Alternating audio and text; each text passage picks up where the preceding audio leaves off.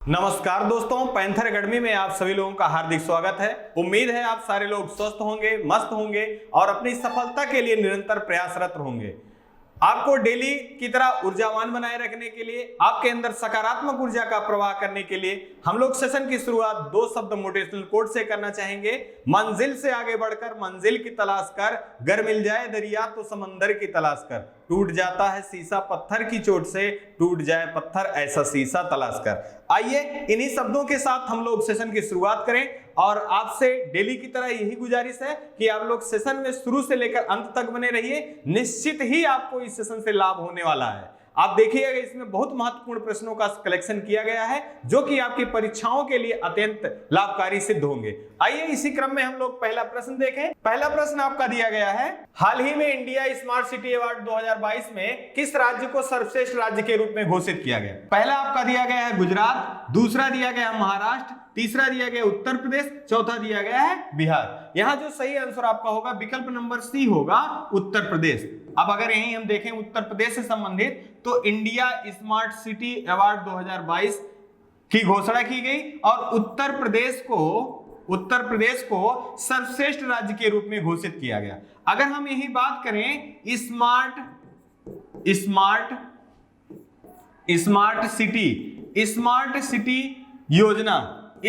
City योजना जो कि केंद्र सरकार की योजना कब प्रारंभ की गई? तो 2015 में प्रारंभ की गई।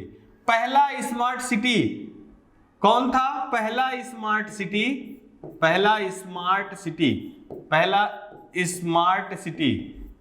सिटी ये भुवनेश्वर और 100वां स्मार्ट सिटी जो है ये शिलांग जो कि मेघालय में स्थित है ये है। साथ ही साथ अगर यही उत्तर प्रदेश के परिवेश में देखा जाए दोस्तों तो उत्तर प्रदेश में कितने स्मार्ट सिटी हैं? तो 10 स्मार्ट सिटी जो हैं उत्तर प्रदेश में हैं। अगर हम यही अभी हाल फिलहाल के दिनों में देखें उत्तर प्रदेश से संबंधित जानकारी के रूप में दोस्तों, तो सब्जी उत्पादन में प्रथम, साथ ही साथ राष्ट्रीय जल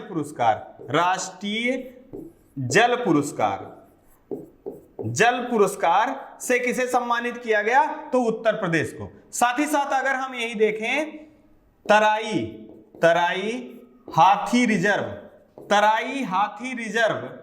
रिजर्व बनाए जाने की घोषणा कहां की गई? तो उत्तर प्रदेश में की गई। दोस्तों अन्य खाद्यान्नों के रूप में अगर हम बात करें, दूध उत्पादन में उत्तर प्रदेश प्रथम स्थान पे है, आलू उत्पादन में उत्तर प्रदेश प्रथम स्थान पे है। साथ ही साथ अगर हम बात करें उत्तर प्रदेश से कुछ अन्य जानकारी के रूप में, तो प्रतिवर्ष 24 जनवरी को उत्तर प्रदेश अपना स्थापना दिवस के रूप में मनाता है। अगर हम यही बात कर लें उत्तर प्रदेश से संबंधित, तो उत्तर प्रदेश का जो जनसंख्या का अगर रेशियो देखा जाए तो जनसंख्या के आधार पर उत्तर प्रदेश भारत का सबसे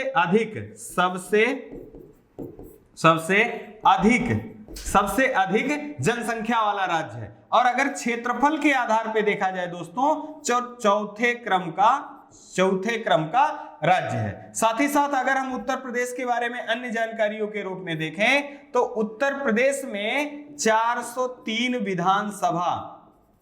विधानसभा सीटें हैं, जबकि सर्वाधिक लोकसभा सीटें उत्तर प्रदेश में हैं। आइए इसी क्रम में हम लोग अगला प्रश्न देख लें।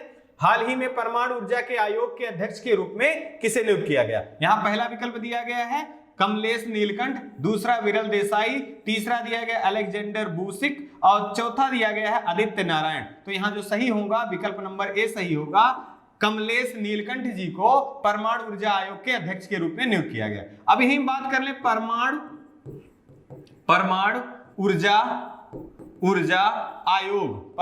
ऊर्जा आयोग की स्थापना कब की गई दोस्तों? तब 1954 ईस्वी में परमाणु ऊर्जा आयोग की स्थापना की गई। इसके अध्यक्ष जो हैं ये प्रधानमंत्री होते हैं। साथ ही साथ अगर हम यही अन्य विकल्प के रूप में देखें तो विरल देसाई जी को ग्रीन मैन के नाम से जाना जाता है। ये पर्यावरणविद हैं और इन्हीं को पुरस्कार पर्यावरण के क्षेत्र में दिया जाने वाला पुरस्कार से भी सम्मानित किया गया और इनका संबंध गुजरात राज्य से है, गुजरात राज्य से है। अलेक्जेंडर बुसिक ये सर्बिया के राष्ट्रपति के रूप में नियुक्त किए गए हैं और सर्बिया की राजधानी जो है ये बेलग्रेड है। साथ ही साथ आदित्य नारायण जी को नेल्सन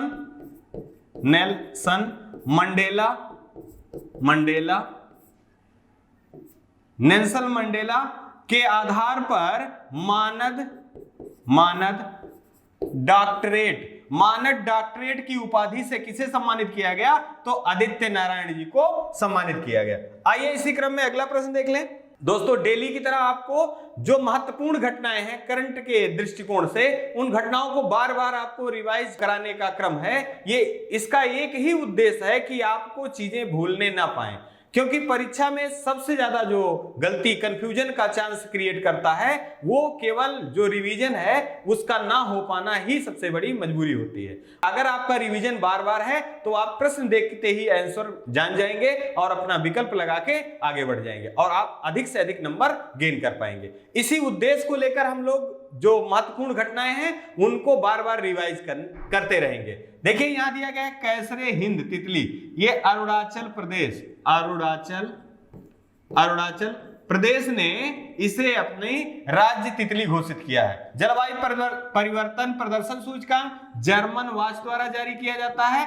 पहला, दूसरा और तीसरा स्थान पे कोई नहीं, चौथे स्थान पर डेनमार्क।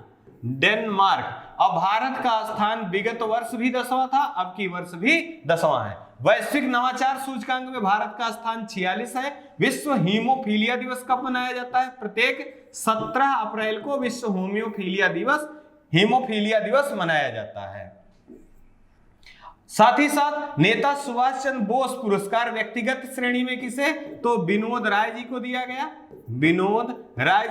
और संस्थागत श्रेणी में आपदा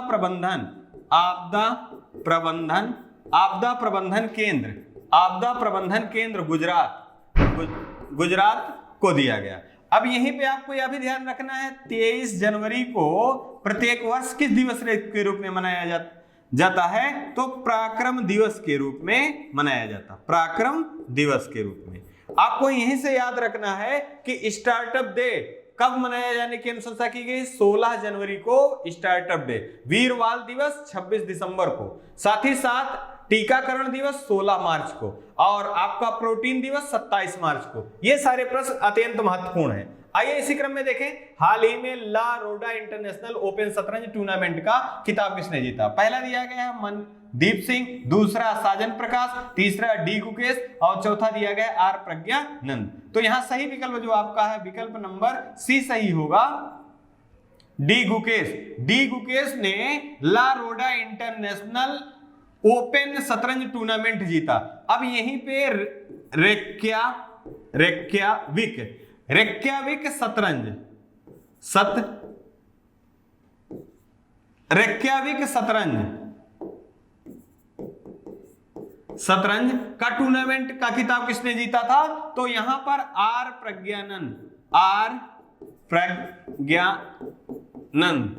प्रज्ञानंद ने जीता था। और कौन उप विजेता के रूप में रहे थे? तो डी गुकेश उप विजेता के रूप में रहे हैं। लेकिन यहां आपको ध्यान रखना है, अगर क्वेश्चन में रेक्याविक शतरंज टूर्नामेंट पूछा जाएगा तो आर प्रज्ञानानंद होगा, और अगर ला रोडा इंटरनेशनल ओपन शतरंज टूर्नामेंट पूछा जाएगा तो इसका आंसर जो होगा दोस्तों ये आपका डी गुकेश होगा। साथ ही साथ आर प्रज्ञानंद से भी संबंधित एक जानकारी आप याद रखें कि विश्व चैंपियन कार्लसन मैग्नस को किसने पराजित किया था? तो आर प्रज्ञानानंद ने किया था। आइए इसी क्रम में हम कुछ और महत्वपूर्ण जैसे खेल से संबंधित हैं। कोपा कप किसने जीता? तो अर्जेंटीना ने कोपा कप जीता। साथ ही साथ डूरंड कप किसने जीता? तो डूरंड कप जो है ये जीता था एफसी गोवा ने। साथ ही साथ अगर हम देखें यूरो कप, यूरो कप किसने जीता? तो इटली ने यूरो कप जीता, इटली ने यूरो कप जीता। आइए इसी क्रम में अगला प्रश्न देख लें। संयुक्त राष्ट्र चीनी भाषा दिवस हर साल कब मनाया जाता है? विकल्प आपका दिया गया है, पहला 18 अप्रैल, दूसरा 20 अप्रैल, तीसरा 22 अप्रैल और चौथा दिया गया है 21 अप्रैल। तो दोस्तों जो सही आपका ऑप्शन होगा 20 अप्रैल। 20 अप्रैल को प्रतिवर्ष चीनी संयुक्त राष्ट्र चीनी भाषा दिवस के रूप में मनाया जाता है। अब यही बात करें इसकी स्थापना कब हुई थी, तो 24 अक्टूबर 1945 को इसकी स्थापना हुई थी। इसका मुख्यालय कहाँ है? तो इसका मुख्यालय न्यूयॉर्क में है और इसके निकाय कितने हैं? तो इसके 6 निकाय हैं। आपसे यह भी प्रश्न पूछा गया है कि संयुक्त राष्ट्र का कौन सा ऐसा निकाय है जिसका मुख्यालय संयुक्त राष्ट्र से बाहर है? तो द हेग में है, ये अंतरराष्ट्रीय न्यायालय है। साथ ही साथ अभी हाल ही के दिनों में अधिकारों की समिति में आपके भारतीय मूल की जो सदस्य के रूप में किसे नियुक्त किया गया है? तो प्रीति सरन जी को। और यूएन के 4 निकायों में भारत अस्थायी रूप से 4 साल के लिए अस्थायी सदस्य के रूप में चुना गया है। अगर हम यही देखें कि संयुक्त राष्ट्र में भाषाएं कितनी हैं, तो 6 भाषाएं हैं। कौन कौन सी भाषाएं हैं? आपका अरबी है, अंग्रेजी है, फ्रांसीसी है और रूसी है, स्पेनी है और चीनी है। ये अरबी, अंग्रेजी, फ्रांसीसी, रूसी, स्पेनी, चीनी, ये 6 भाषाएं संयुक्त राष्ट्र। अब यहीं पे अगर हम 18 अप्रैल के बारे में देखें तो विश्व विरासत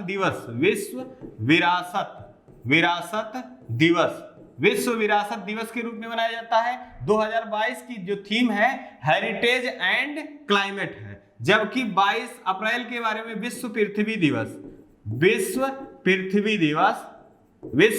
दिवस के रूप में मनाया जाता है। 2021 की थीम रीस्टोर आवर अर्थ था, जबकि 21 अप्रैल को सिविल सेवा दिवस के रूप में मनाया जाता है। यहीं से आपको याद रखना है, सन 1947 में मेटकाफ हाउस में सरदार वल्लभ भाई पटेल जी ने सिविल सेवकों को संबोधित करते हुए steel frame of the India की उपमा देकर संबोधित किया था। आप यह प्रश्न भी पूछा गया है, steel frame of the India के नाम से कौन जाने जाते हैं? तो सिविल सर्वेंट जो हैं वो steel frame of the India के नाम से जाने जाते हैं। आइए इसी क्रम में अगला देख लें। देखिए भ्रष्टाचार बोध सूचकांक में भारत का स्थान कितना है? 85वां है और विगत वर्ष जो था वो 86 था। नाइटहुड की उपाधि से किसे सम्मानित किया गया? तो टोनी ब्लेयर जी को नाइटहुड की उपाधि से सम्मानित किया। किसान मोबाइल ऐप किसके द्वारा? आईआईटी रुड़की के द्वारा किसान मोबाइल ऐप लॉन्च किया गया। लोकपाल ऐप मनरेगा के द्वारा जारी किया गया। आपको यहीं से याद रखना है जीवा कार्यक्रम का संबंध किससे है? बहुत महत्वपूर्ण प्रश्न है। जीवा कार्यक्रम का संबंध किससे है? तो इसका संबंध नाबार्ड से है। जैविक खेती को प्रोत्साहन देने के लिए कार्यक्रम प्रारंभ किया गया नाबार्ड के द्वारा, वो क्या है? जीवा है। आइए इसी क्रम में अगला देख लें। हाल ही में चर्चा में रहा प्रोजेक्ट 75 के तहत किस पनडुब्बी को लॉन्च किया गया? यह भी प्रश्न बहुत महत्वपूर्ण है। देखिए पहला दिया है आईएनएस बेला, दूसरा आईएनएस बागसीर, तीसरा दिया गया आईएनएस बागीर और चौथा दिया गया आईएनएस कलवरी। तो यहां जो सही होगा विकल्प नंबर बी, आईएनएस बागसीर। विगत परीक्षा में प्रश्न पूछा गया था प्रोजेक्ट 75 क्या है, तो वहां विकल्प के रूप में तमाम सारे विकल्प दिए गए थे। इसमें सही विकल्प जो होना चाहिए था वो स्कॉर्पियन श्रेणी की पनडुब्बियों का जो 6 पनडुब्बियों का सीरीज है उसी को नाम दिया गया है प्रोजेक्ट 75। तो हम यहां नाम जान लें। जैसे इसका पहले का नाम करंज था, दूसरे का नाम कलवरी था, फिर उसके बाद खंडेरी था, फिर उसके बाद बेला, फिर उसके बाद बागसीर, फिर बागीर। ये 6 पनडुब्बियों का जो एक संयुक्त नाम है, इसी को नाम दिया गया है प्रोजेक्ट 75। और ये अंतिम छठा था बागसीर। और किसके द्वारा ये बनाया गया? मझगांव शिपयार्ड के द्वारा ये बनाया गया। ये भी याद रखना है आपको। अभी हाल फिलहाल के दिनों में हेलिना या पिनाका एमके फर्स्ट का सफल परीक्षण किसके द्वारा किया गया? तो डीआरडीओ के द्वारा किया गया। प्रश्न पूछा जा सकता है कि ब्रह्मोस मिसाइल का निर्यात सबसे पहले भारत किस देश को करेगा? तो फिलीपींस को करेगा। आइए इसी क्रम में अगला देख लें। अगला है, हाल ही में किसने अप्रैल 2022 में एशियाई कुश्ती चैंपियनशिप के पहले दिन कांस्य पदक जीता? तो यहां आपका विकल्प पहला सुनील कुमार, दूसरा अर्जुन हलकुर्की, तीसरा दिया गया ए बी दोनों, चौथा दिया गया इनमें से कोई नहीं। तो विकल्प नंबर सी आपका दोस्तों सही होगा। सुनील कुमार और अर्जुन हलकुर्की के द्वारा जो आपका एशियाई कुश्ती चैंपियनशिप है, पहले दिन ही कांस्य पदक जीता गया। अब ये खेल के परिदृश्य से महत्वपूर्ण प्रश्न है, तो यहां से बहुत महत्वपूर्ण प्रश्नों को हमको और भी याद रखना है। जैसे अगर बात हो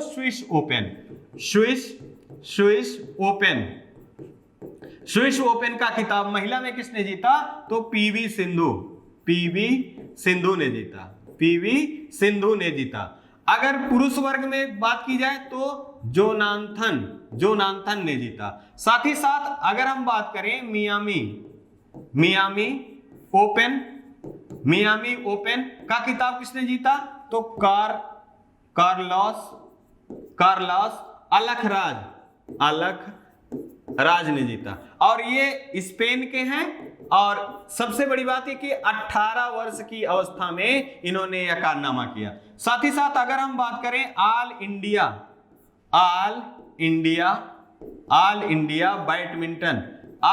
बैडमिंटन चैंपियनशिप का खिताब किसने जीता? ऑल इंडिया, तो लक्ष्य सेन ने जीता। जबकि ऑल इंग्लैंड बैडमिंटन चैंपियनशिप का खिताब किसने जीता? तो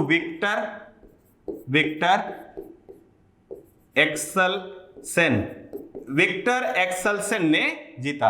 अगर हम यही बात कर लें अंडर 19 महिला विश्व कप किसने जीता? तो ये जीता भारत ने किसे हराया? इंग्लैंड को। अगर हम यही बात कर लें T20 वर्ल्ड कप महिला और ICC वर्ल्ड कप महिला का खिताब किसने जीता? तो दोस्तों ये हमेशा याद रखना है, इसको दोनों को ऑस्ट्रेलिया ने जीता।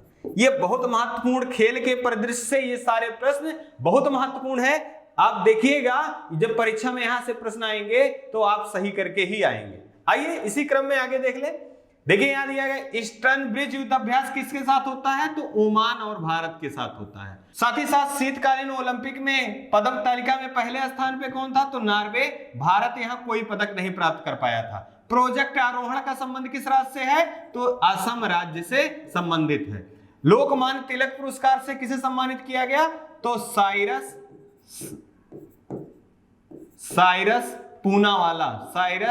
पूनावाला जी को लोकमान्य तिलक पुरस्कार से सम्मानित किया गया। फसल विविधता सूचकांक किसने जारी किया? तो तेलंगाना राज्य ने फसल विविधता सूचकांक जारी किया। आइए इसी क्रम में देखें, हाल ही में आयुष केंद्र शुरू करने के लिए किस मंत्रालय ने आयुष मंत्रालय के साथ समझौता ज्ञापन हस्ताक्षर किया? पहला दिया गया है वित्त मंत्रालय, दूसरा रक्षा मंत्रालय, तीसरा दिया कृषि मंत्रालय, चौथा दिया गया संस्कृति और पर्यटन मंत्रालय।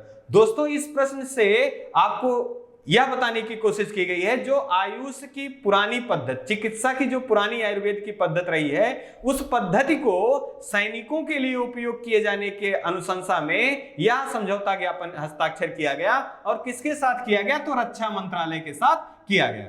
अब यहीं पर हम रक्षा मंत्रालय से संबंधित देखें तो रक्षा मंत्री जी जो हैं राजनाथ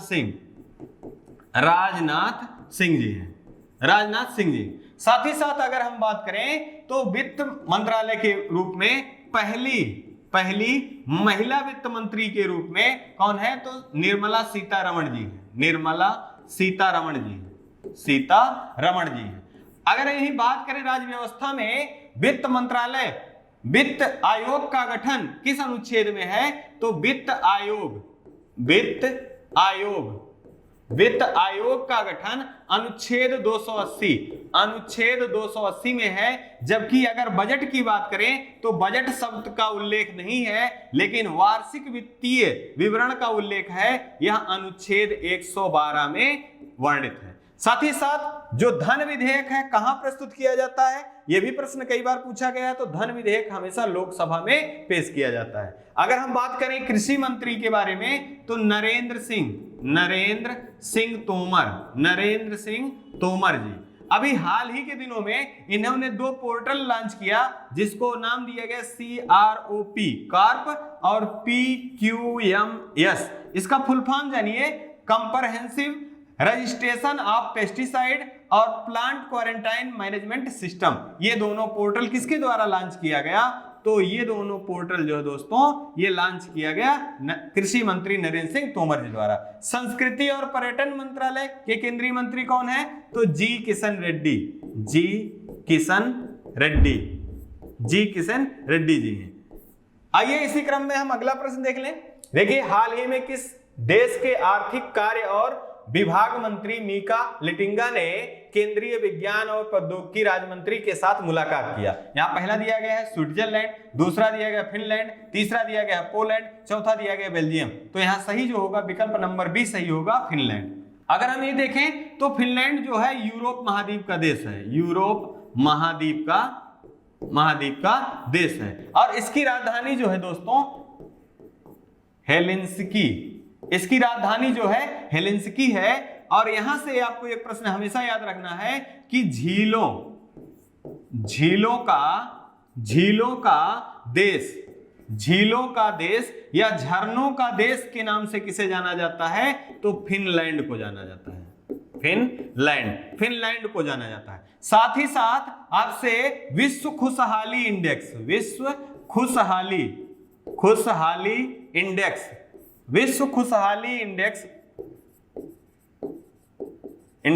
में प्रथम स्थान पे कौन है? तो फिनलैंड। लगातार 5 वर्षों से बना हुआ है फिनलैंड। आपसे यह भी प्रश्न पूछा गया है, विश्व में सबसे कम उम्र की प्रधानमंत्री किस देश की हैं? तो वो फिनलैंड की हैं। उनका नाम भी पूछा गया था परीक्षा में, सना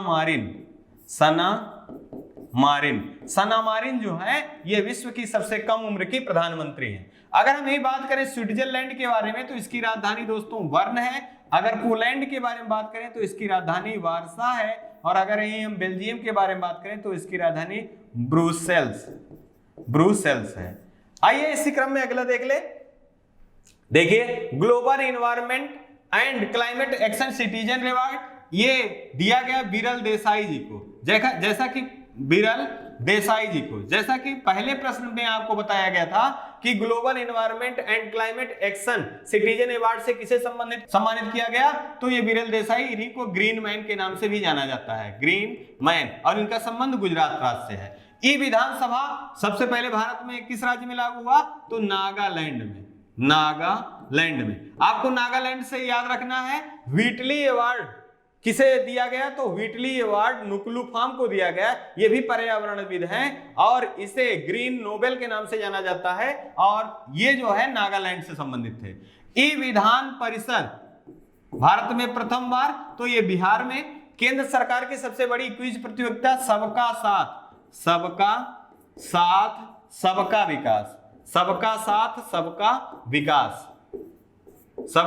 सबका विकास ये प्रधानमंत्री नरेंद्र मोदी जो प्रारंभ किया गया। कब किया गया? तो 14 अप्रैल। अब ये डेट आपको याद रखना है, 14 अप्रैल डॉक्टर बी.आर. अम्बेडकर जी की जयंती, जयंती के उपलक्ष्य में इसको प्रारंभ किया गया। और इनकी एक बात को हमेशा याद रखना है, शिक्षा वह शेरनी का दूध है जो जितना पिएगा उतना दहाड़ेगा। अगर आपने इस कथन को अपने जीवन में उतार लिया तो आपको सफल होने से कोई रोक नहीं सकता। और अगर हम बात करें पिनाका और हेलिना के बारे में तो DRDO defence research development organisation के द्वारा प्रारंभ किया गया। पिनाका MK फर्स्ट और हेलिना। इसका सफल परीक्षण पोखरण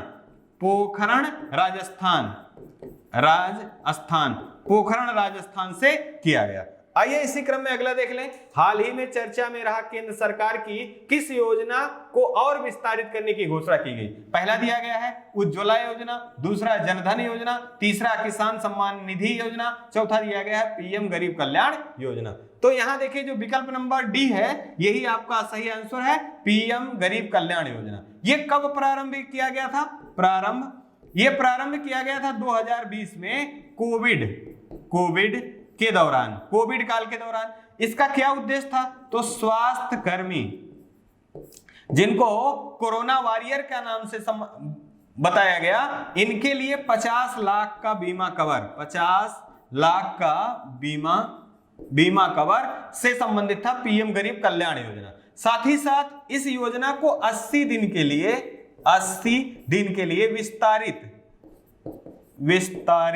विस्तारित कर दिया गया। साथ ही साथ अगर हम देखें तो इस योजना के आधार पर इसकी जो समाप्ति डेट था 19 अप्रैल 2022 को यह योजना समाप्त हो रही थी। इसी योजना को 80 दिनों के लिए विस्तारित कर दिया गया है। हम यहां से परीक्षाओं में दोस्तों अगर देखें तो योजनाओं का महत्वपूर्ण योगदान रहा है। वहां से आपको या तो योजनाओं से रिलेटेड तथ्य पूछे जाएंगे, या तो योजना कब प्रारंभ हुई, ये किससे संबंधित है, इसमें कितनी लागत दी गई, इन सारी चीजों को जरूर आपको याद रखना है। जैसे उज्ज्वला योजना कब प्रारंभ किया गया? तो उज्ज्वला योजना 2016 बलिया में, 2016 से बलिया में। लेकिन अगर यही उज्ज्वला 2.0 कह दे तो इसका शुरुआत महोबा उत्तर प्रदेश के 2021 से किया गया था। इसका उद्देश्य मुफ्त गैस कनेक्शन या LPG कनेक्शन मुहैया कराना था। जनधन योजना विश्व की सबसे बड़ी जनधन योजना जो है ये विश्व की सबसे बड़ी वित्तीय समावेशन की योजना है। विश्व की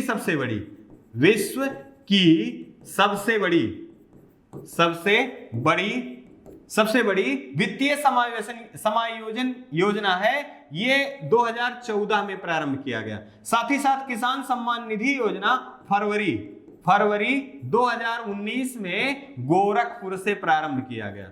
किसानों को प्रत्येक वर्ष 2,000 की 3 किस्तें अपने फसलों की उचित व्यवस्था के लिए प्रदान किए जाने की अनुशंसा की गई। एक बहुत महत्वाकांक्षी योजना है आयुष्मान योजना कब प्रारंभ किया गया? तो आयुष्मान योजना 2018 में प्रारंभ किया गया। कहां से प्रारंभ किया गया? झारखंड रांची से प्रारंभ किया गया। आइए इसी क्रम में अगला प्रश्न देख लें। हाल ही में भारत ने किस दर्रे पर दुनिया का सबसे ऊंची और लंबी हाईवे सुरंग बनाने की घोषणा की? पहला दिया गया है लिपुलेख दर्रा, दूसरा दिया गया है सीकू-ला दर्रा, तीसरा दिया गया जोजिला दर्रा, चौथा दिया गया है आपका नाथुला दर्रा। तो दोस्तों यहाँ जो सही होगा विकल्प आपका विकल्प नंबर बी सही होगा, सीकू-ला दर्रा। अब सबसे पहले हम जाने ये है कहां? तो ये हिमाचल प्रदेश में है। अब यहां से हम ये जाने कि ये हिमाचल प्रदेश से किसको जोड़ता है? तो हिमाचल प्रदेश से लद्दाख को जोड़ेगा और लद्दाख के किस स्थान को? जास्कर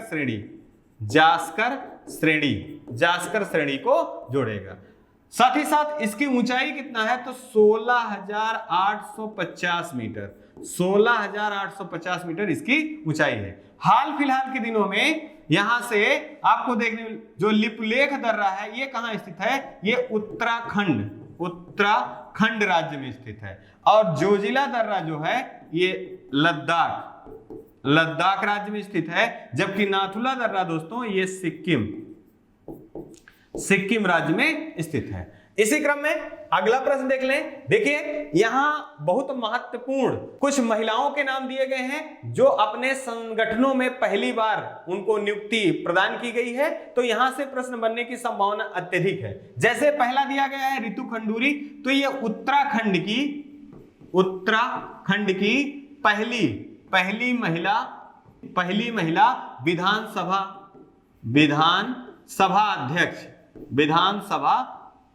अध्यक्ष के रूप में किसे चुना गया है? तो रितु खंडूरी जी को। अलका मित्तल ओएनजीसी की पहली महिला अध्यक्ष हैं, और Dhriti Banerjee zoological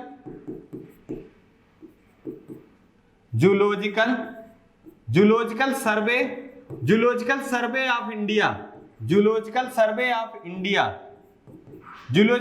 of India की अध्यक्ष के रूप में किसे नियुक्त किया गया? तो धृति बनर्जी, ये भी पहली है। शोभा मंडल स्टील अथॉरिटी ऑफ इंडिया के रूप में पहली महिला अध्यक्ष के रूप में किसे नियुक्त किया गया? शोभा मंडल। और माधुरी पुरी बुच, ये सेबी की पहली महिला अध्यक्ष के